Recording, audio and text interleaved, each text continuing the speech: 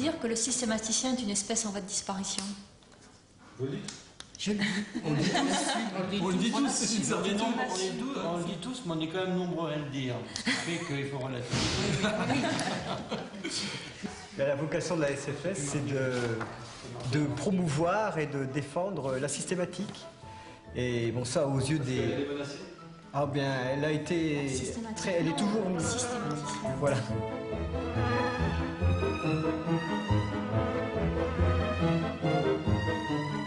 Honteusement, des mammifères aux dents longues, des rongeurs, des vilaines araignées qui piquent, Qui mord. des insectes rampants honteux, des insectes piquants non honteux, les mêmes insectes piquants d'ailleurs en particulier, les phlébotos, donc les vertébrés fossiles. D'autres vertébrés fossiles, mais alors bon, plus proches de l'homme, dirais-je. Des vieilles éponges. Oui, elle est récente aussi, hein. Ouais, pas elles sont très vieilles, parce que tu les trouves même dans des endroits où elles ne sont pas censées être. Oui, mais Et puis, alors là, Pierre, lui, il est transversal, il s'intéresse aux principes. Eh oui, voilà. C'est un homme de principe. C'est une question de principe. Aussi au matériel. On est en train d'œuvrer pour persuader, disons, la France, enfin le muséum aussi, et puis le reste du monde, l'impérieuse nécessité de parler de systématique.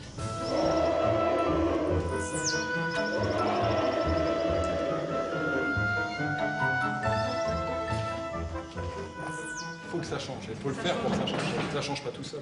C'est culturellement important, en fait, ça intéresse les gens et il y a une demande sociale, les gens ont envie de savoir justement l'art du vivant, les choses comme ça, l'origine de la vie, c'est une grande question en fait que tout le monde se pose. Ça nous permet de nous positionner dans l'espace, dans le temps, de savoir qui on est, qu'est-ce qu'on est, de quel monde on fait partie, quoi. Faire prendre conscience aux gens que si la planète continue à tourner comme ça ne va plus aller. Il s'appelle systématicien et entre de plein pied dans des préoccupations qui se discutent aujourd'hui au niveau mondial.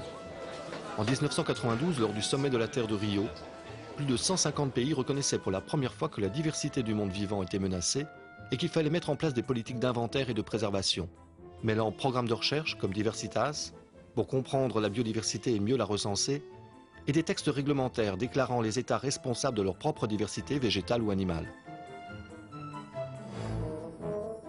Il y a 2 siècles commençait l'inventaire du monde vivant. Pourtant, la communauté scientifique s'accorde pour dire qu'on n'en connaît aujourd'hui qu'une infime partie. La biodiversité, c'est l'ensemble des espèces vivant sur Terre actuellement, c'est-à-dire les centaines de milliers, millions d'espèces différentes qui vont de tout petits organismes, les bactéries, jusqu'aux éléphants, aux girafes, aux baleines. C'est la totalité des espèces vivantes sur Terre actuellement. La biodiversité, c'est un monde d'insectes qui représente pratiquement la moitié de toutes les espèces vivantes qui couvrent la planète. Le paradoxe, c'est de parler de biodiversité à propos d'éléphants, puisqu'il n'y a que 2 espèces actuelles, une en Afrique, une en Asie, ce qui ne permet pas de dire grand-chose en matière de multitude, mais il y a eu quelque chose comme 170 espèces passées. C'est les plantes, donc c'est la présence d'une espèce à un endroit donné, et dans un endroit donné, combien d'espèces. Et c'est vrai que pour nous, ça a une importance, alors pour se replier un peu sur nous-mêmes, c'est qu'en plus, la biodiversité végétale est le support de l'ensemble de la biodiversité. C'est-à-dire que les plantes sont quand même les seules à synthétiser de la matière organique à partir du minéral, et que si il n'y a plus de plantes, il n'y a plus d'herbivores, s'il n'y a plus d'herbivores, il n'y a plus de carnivores.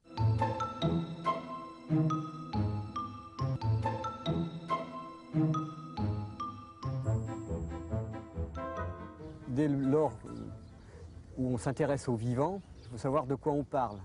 Et la première approche du vivant, c'est la description du vivant. Donc c'est le travail de base du systématicien. Quand on voit ça, par exemple, on a du mal à imaginer que les tépales inférieures sont verts. En fait, on voit bien que si on regarde bien, ils sont verts à la base, et puis il y a un dégradé qui sont blancs à l'extrémité. Enfin, ceci dit, ça peut être indiqué dans l'étiquetage de la plante, et c'est aussi à ça que ça sert les label blanc, largement édité. Voilà. Ça, c'est une endémique de Mayotte. La description des taxons et leur répertoire, record, on pourrait dire en anglais, là, c'est le point de départ, c'est l'inventaire des taxons. Je ne sais pas si quelqu'un d'entre nous vous a parlé de ce grand programme lancé par les Américains il y a quelques années et dont on parle plus beaucoup encore maintenant, je crois, qui s'appelle Systematic Agenda 2000. C'est vraiment le sursaut de la communauté naturaliste de la planète pour dire il faut faire quelque chose pour l'inventaire du monde vivant. Depuis que l'idée d'évolution est née en biologie avec Darwin, même déjà avec Lamarck, mais surtout a été complètement formalisée avec Darwin, les biologistes cherchent à reconstruire cet arbre du vivant, ces relations de parenté qu'il y a entre toutes les espèces vivantes. En effet, on a toute une série d'arguments pour penser aujourd'hui que tous les types d'organismes qui existent sur Terre aujourd'hui descendent d'un ancêtre commun très très ancien, il y a plusieurs milliards d'années, 3,5 milliards d'années. Et donc il y a un immense arbre du vivant dont nous essayons de reconstituer les troncs, les rameaux, les branches, les feuilles, etc. Et il y a différentes méthodes pour le faire. Il y a des approches morphologiques, il y a des approches paléontologiques et il y a des approches moléculaires. C'est quoi une aristoloche? C'est une plante qui ressemble à quoi? Une aristoloche, c'est une plante une lianescente qui monte jusque dans la canopée de la forêt, 50 mètres, qui était déjà connue auparavant de ce genre donc, qui s'appelle Aristolochia, qui est très très diversifié en Amérique du Sud. Il y a au moins 300 espèces différentes, avec toutes ces fleurs très, très particulières, irrégulières, avec des lobes colorés, plus ou moins. Enfin, il y en a toute une variété. Et voilà la nouvelle, la petite nouvelle, une des petites nouvelles. Voilà. J'avais sorti ce dossier pour retrouver la photographie qui n'est pas avec l'herbier sur le coup, mais qui correspond à cette fameuse plante de Guyane, qui a été récolté sur le site du barrage de Petit Saut, qui se situe là avant l'inondation, avant la création du barrage, avant l'inondation. Donc ça, c'est le seul spécimen de cette espèce qu'on connaisse pour le moment. Ça veut dire que, comme le site est englouti, probablement, la plante a disparu. C'est une collection qui a été faite par une collègue de l'Orston de Cayenne en mars 1985. C'est tout ce qu'on possède actuellement de cette espèce. Heureusement, la collègue de Cayenne a fait cette photo qu'elle m'a transmise et qui m'a effectivement servi aussi à compléter la description que j'ai rédigée pour l'espèce. Actuellement, on n'en connaît pas d'autres exemplaires, donc on peut considérer qu'elle est disparue, effectivement. Voilà. Oui, mais c'est pas sûr non plus. Non, c'est pas sûr non plus. C'est pas sûr non plus pour une bonne raison, c'est que la flore de cette forêt de Guyane, qui appartient à l'ensemble amazonien, est encore assez mal connue, qu'il y a énormément de sites qui n'ont pas été prospectés. Il y a des endroits où on n'est jamais allé. C'est tout à fait probable, enfin en tout cas c'est ce qu'on espère, qu'on va la trouver un autre jour et à un autre endroit. Peut-être même complètement à l'autre bout de l'Amazonie, qui sait, au Pérou, dans la région de Manaus, parce que c'est tout à fait possible, ce sont des choses qui arrivent. Mais c'est pas sûr non plus. Mais c'est pas sûr non plus. C'est pas sûr non plus, donc pour le moment, on peut considérer qu'il s'agit d'une espèce disparue, à peine arrivée dans les registres du monde vivant. Elle n'existe plus pour le moment, dans l'état actuel de nos connaissances. La systématique s'appuie sur ses travaux d'inventaire pour donner une vision raisonnée du monde vivant. Or, ces recensements sont très incomplets. Trop peu de moyens leur sont aujourd'hui consacrés. La systématique, pourtant, a connu de profonds bouleversements avec le développement de la biologie moléculaire et de la génétique. Mais aussi dans les années 50 avec l'apparition d'une théorie, une méthode, appelée cladisme, que l'on doit à un entomologue allemand, Willy Hennig. Alors que les anciennes classifications assemblent ce qui se ressemble, le cladisme suit des caractères d'espèce en espèce pour établir les liens de parenté, des généalogies appelées phylogénie. Comment, à partir de cette série de caractères, qui est la même pour chacun d'entre nous, une série d'espèces, une série de caractères, comment remonter le temps de la manière la plus efficace? Et comme on n'aura pas la vraie machine à remonter le temps, eh bien la question de quelle méthode vous appliquez est cruciale. C'est une question de raisonnement logique. On ne part pas de zéro. Déjà depuis l'inné, les gens qui ne savent pas ce que c'est que le cladisme, par la force des choses, ont établi une classification qui, dans ses grandes lignes, est remarquablement cohérente. On partait du principe que plus deux espèces se ressemblaient, plus elles étaient proches du point de vue évolutif. Ce qui, dans l'ensemble, est vrai.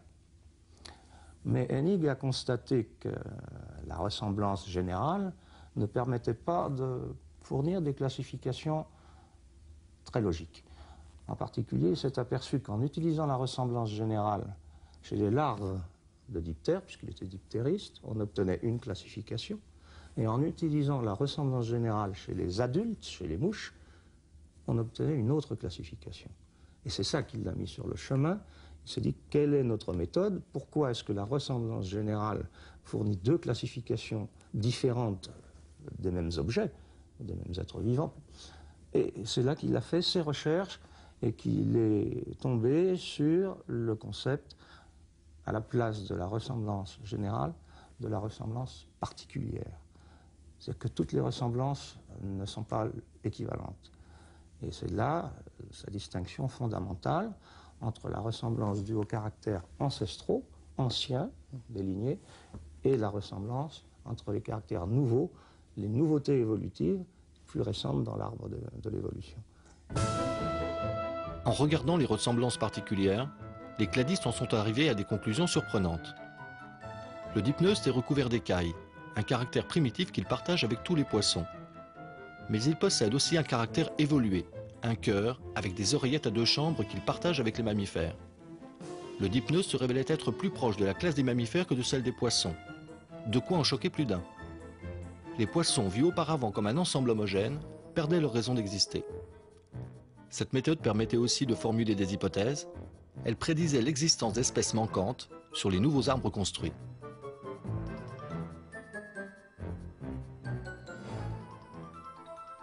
Et c'est ça qui a renouvelé la systématique, on peut dire, et aussi qui l'a mieux fait respecter et reconnaître, parce que nous étions devenus, aux yeux de l'extérieur, avec cette méthode-là, des vrais savants, des vrais scientifiques, des gens qui posaient des hypothèses et qui donnaient des réponses testables.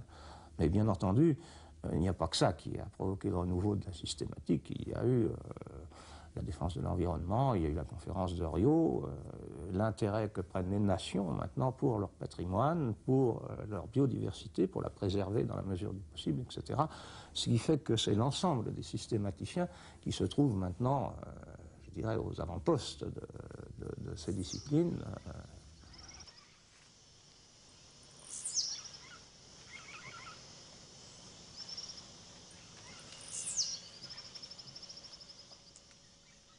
Là, voilà une monographie que je suis en train de préparer sur un genre africain. Et voilà les dessins que j'ai faits de l'appareil génital mâle, de ses variations quand il y en a. Et on peut... Bon, évidemment, l'œil du spécialiste constate tout de suite les différences qu'il peut y avoir. C'est quoi, c'est des petits poils, ça? Ça, ce sont des petites soies, oui, ce sont des organes sensoriels.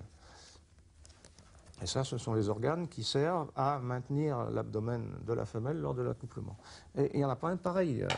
Ils sont tous pareils à l'intérieur de l'espèce et tous différents à l'extérieur. C'est entre trois espèces étroitement apparentées. Vous avez le même disque, si j'ose dire, mais avec ces variantes qui, à l'œil, ma foi, me paraissent tout à fait reconnaissables. Immédiatement, c'est un signal. Le quotidien, ça va être la table à dessin, le microscope, l'ordinateur pour rédiger.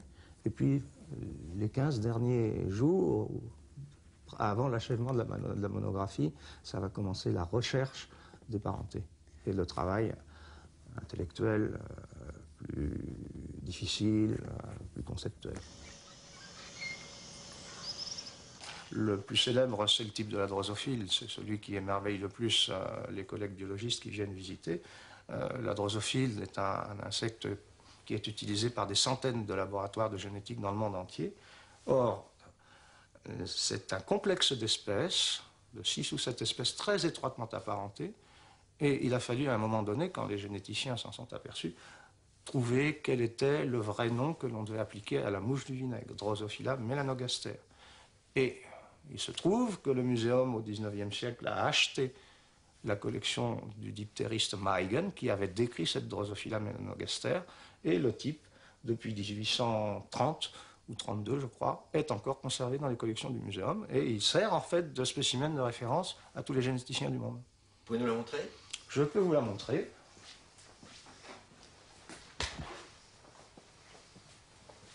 Alors là, vous êtes dans l'obscurité parce que l'obscurité est très favorable aux collections. Et voilà. Vous y allez tout droit quand même. Ah, j'y vais tout droit parce que, ma foi, quand on a des étudiants en particulier, ils sont vraiment fascinés par le fait qu'on ait gardé ce tout petit moucheron brunâtre qui se trouve ici, et que ce soit le type de la drosophile qu'ils manipulent dans leurs travaux pratiques, et ben, vraiment ça les épate et ça les émeut quelquefois. On est en train de remonter dans le passé. C'est un exercice qui est plein de choses trappes et dans lequel la seule preuve que l'on peut avoir de la réalité d'une reconstruction, c'est la congruence. Les seuls arguments qu'on peut avoir, c'est la congruence. C'est-à-dire quand on a des corps de données complètement indépendants qui convergent pour nous donner la même réponse. La paléontologie constitue l'un de ces corps de données. Les fossiles permettent de reconstruire ce que Pascal Tassi appelle l'arbre à remonter le temps. On va le faire par le concret. Je vais vous sortir une molaire de mammouth. C'est la dernière molaire inférieure.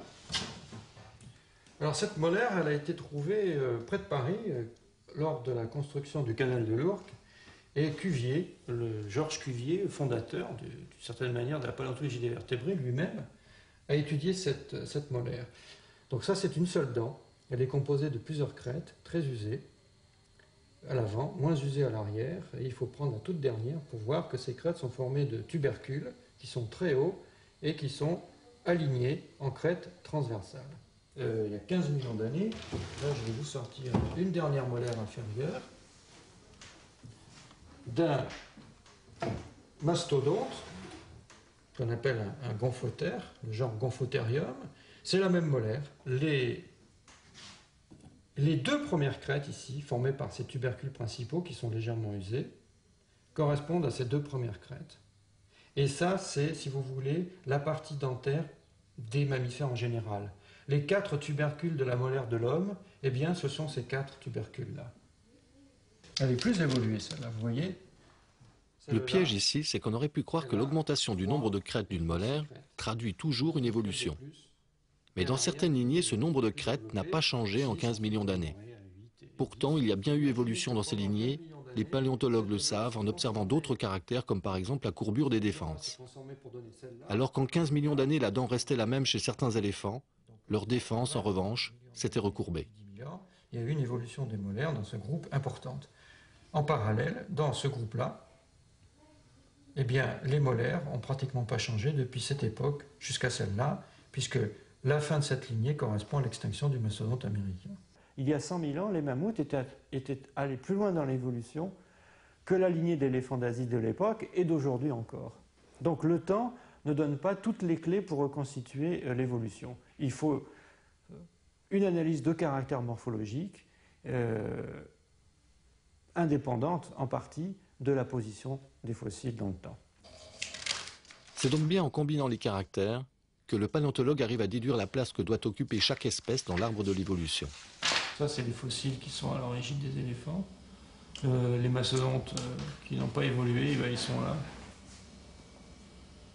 Donc, il y a eu quand même pas mal de dichotomies, c'est-à-dire de différenciation pour aboutir aux éléphants. Tandis qu'eux, ils ont continué pendant tout ce temps-là à rester des mastodontes. D'avoir une bonne phylogénie, c'est le préalable indispensable à étudier les mécanismes même de l'évolution, qui sont ce qui nous fascine. C'est de comprendre comment cette diversité a pu naître au cours des temps historiques. Et on ne peut pas le comprendre si on ne sait pas au préalable comment ces organismes sont reliés les uns aux autres. On a besoin d'avoir l'architecture de l'arbre, la topologie de l'arbre, avant de pouvoir réfléchir sur les mécanismes qui ont généré ces diversifications successives. Nous ne connaissons pas toute la biodiversité. Ce que nous classons et ce que nous mettons sur un arbre, ce sont des éléments que nous connaissons, qui sont dans les collections, qu'on a ramassés sur le terrain, etc. Et c'est d'ailleurs l'arrivée de nouvelles espèces ou de nouveaux genres, encore inconnus, qui va permettre de tester l'arbre. Et ça a aussi l'intérêt de permettre de suivre ce qu'on appelle les attributs. dans une lignée évolutive. Par exemple, une molécule qui peut être très utile à la médecine ou à l'agronomie, etc., on la trouve sur une branche de l'arbre. Si on trouve le groupe frère le plus rapproché par le cladisme, on pourra aussi rechercher si cette molécule ne se trouve pas dans une autre espèce, peut-être plus proche, peut-être plus abondante, peut-être plus facile. C'est un des avantages, si vous voulez, concrets. Le cas du taxol est classique. Hein. Le taxol est un produit qui est utile anticancérigène, exactement. On l'a trouvé chez un if d'Amérique. Il fallait abattre 4 ou 6 arbres, je ne sais plus, pour soigner une personne. Et on l'a recherché chez des autres ifs, et on l'a trouvé en quantité beaucoup plus abondante dans un if européen. Bon, c'est ce principe-là, si vous voulez, qui fait qu'un arbre prédit aussi des propriétés des espèces qui sont représentées sur l'arbre.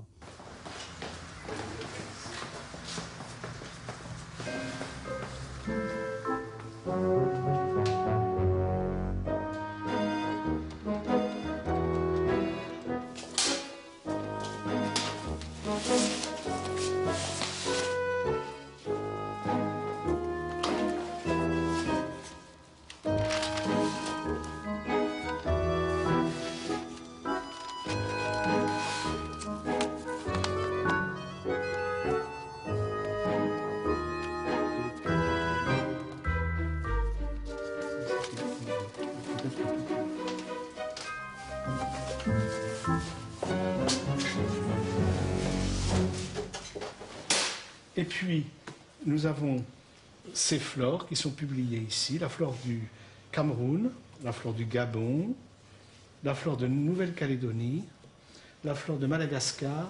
La demande d'informations sur des espèces est de plus en plus grande de la part des laboratoires ou des industries pharmaceutiques, toujours à la recherche de nouvelles substances. Mais comment explorer ces gigantesques collections que constituent les herbiers?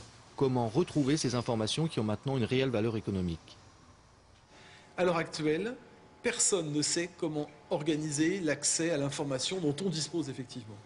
Il existe en systématique 1 million de monographies. C'est de livres consacrés à un taxon. Il y en a 1 million qui ont été faits. Ça représente des centaines de millions de pages. Comment structurer tout ça de manière à ce qu'on puisse y avoir accès intelligemment? Parmi toutes les manières possibles, moi ce que je propose, c'est que le web soit le miroir de la réalité. C'est-à-dire que tout objet dans le monde réel est son correspondant sous forme d'une page web sur Internet. Toutes les phylogénies publiées au monde seront informatisées et mises à disposition sur le web au travers de Treebase. Donc là, il y a un certain nombre d'arbres phylogénétiques qui ont déjà été mis à disposition et on peut chercher dedans. Là, on a toutes les possibilités et toutes les hypothèses en concurrence et on peut rechercher à l'intérieur. Donc on a toute l'information sur comment ils se nourrissent, comment ils se reproduisent, leur anatomie, tous les termes, la description de toutes les espèces qui sont autour. Et vraiment, c'est d'une richesse absolument inouïe. Et des sites comme ça, ils s'en créent des dizaines par mois.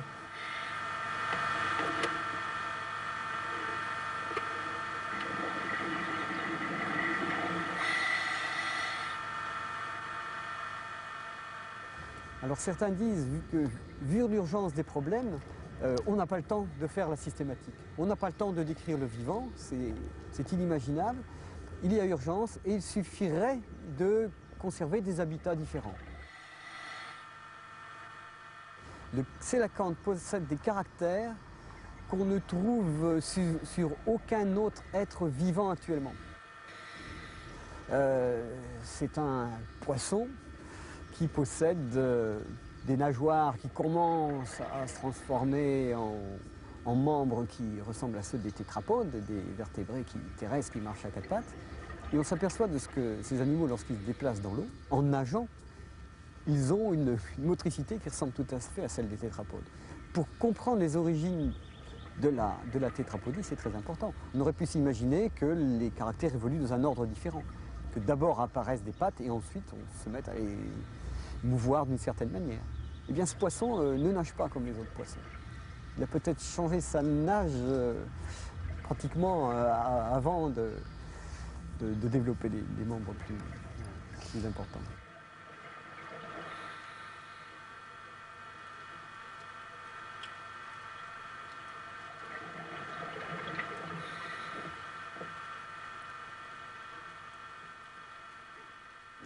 Si vous avez à préserver des grottes sous-marines dans l'océan Indien, peut-être vaut-il mieux savoir dans quelle zone se trouvent des populations de sélacantes et dans quelle zone il n'y en a pas.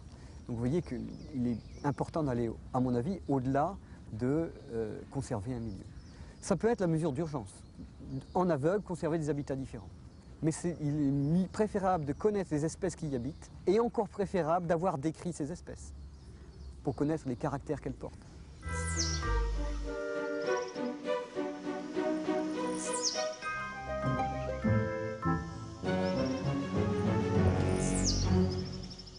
Bien sûr, on découvre toujours des nouvelles espèces. On va prendre un exemple simple à Mayotte où on a fait un inventaire. On a ici par exemple une nouvelle espèce, enfin je dirais plutôt une future nouvelle espèce pour la communauté internationale et pour la science, étant donné que pour l'instant je l'ai ramassée, j'ai fait quelques études, je sais que c'est une nouvelle espèce mais je ne l'ai pas décrite. Je n'ai pas fait le travail de laboratoire dessus. Par contre ici on a une espèce qui vient de naître pour la science et qui a été décrite il y a 3-4 mois, qui provient du même inventaire que les deux autres, mais là, le travail de la description est terminé, et une description n'est terminée qu'à partir du moment où elle est publiée et amenée à la connaissance de l'ensemble de la communauté scientifique internationale.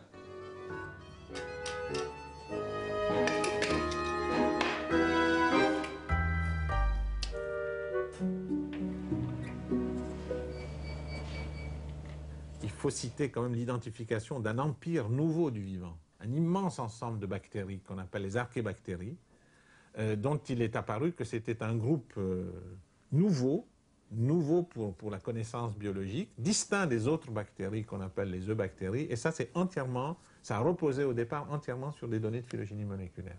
Parce qu'un nouveau fossile, ça peut être des restes anatomiques d'une espèce connue qu'on n'avait jamais trouvée, donc on connaît mieux l'animal, ou bien carrément des restes appartenant à une espèce qui ne correspond pas à ce qui est connu et c'est une nouvelle espèce. Et on en trouve toujours. Il serait complètement erroné d'imaginer que parce que la paléontologie est une discipline académique, ancienne, qui a ses traditions, on a tout mis au jour à la surface de la planète. Ce n'est pas vrai du tout.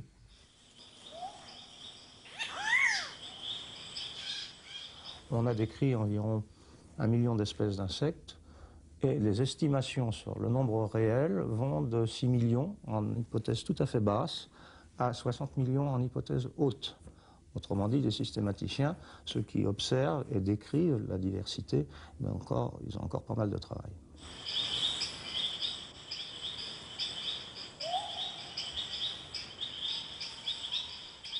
On a l'air de travailler dans des vieux papiers et en fait ce sont des collections récoltées récemment et qui vont progressivement intégrer le grand archivage de la biodiversité des végétaux.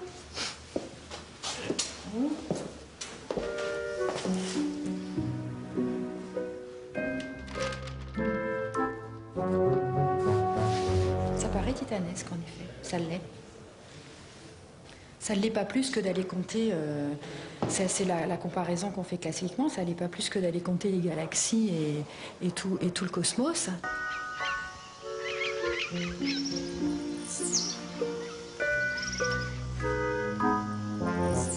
Le monde vivant, c'est aussi un formidable potentiel de connaissances et encore inexploré. Et en plus, il y a un intérêt pour l'humanité.